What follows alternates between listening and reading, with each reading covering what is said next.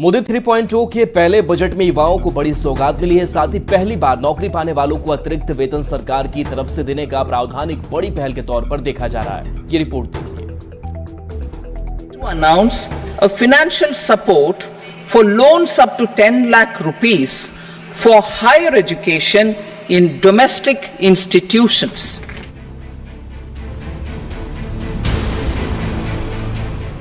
बीते कुछ सालों से बेरोजगारी एक बड़ी समस्या बनकर उभरी है।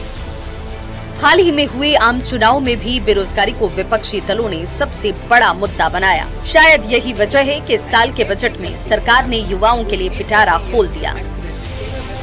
वित्त मंत्री निर्मला सीतारमण ने मोदी के तीसरे कार्यकाल का पहला बजट लोकसभा में पेश किया। बजट की घोषणा को लेकर सबसे ज्यादा फोकस युवाओं और महिलाओं पर रहा। तभी तो इस बजट में उन्होंने पहली बार नौकरी पाने वालों को तोहफा दिया है।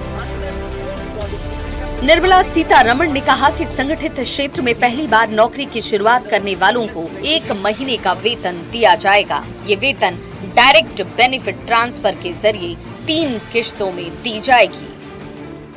ये बजट समाज के हर वर्ग को शक्ति देने वाला बजट है। ये देश के गांव गरीब किसान को समृद्धि की राह पर ले जाने वाला बजट है।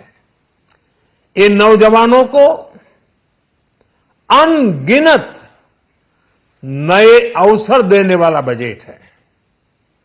इस बजट से शिक्षा और स्किल को नई स्केल मिलेगी।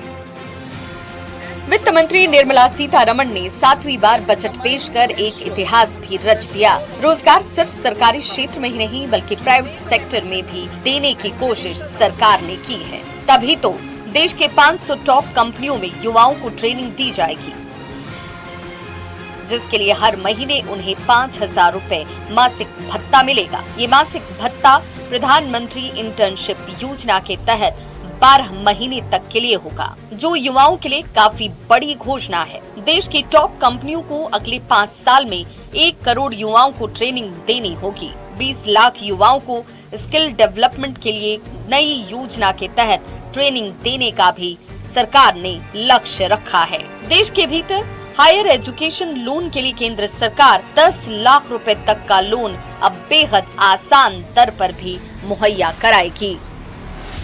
अब की बार युवाओं पर फोकस बजट ने स्किल्ड वर्ग को और मजबूत और सशक्त करते हुए सरकार ने अपनी प्राथमिकता साफ कर दी है। इस साल के बजट में युवाओं के विकास, रोजगार और कौशल विकास पर विशेष ध्यान दिया गया है, जो उन्हें आर्थिक और सामाजिक रूप से सशक्त बनाने में सहायक होगा।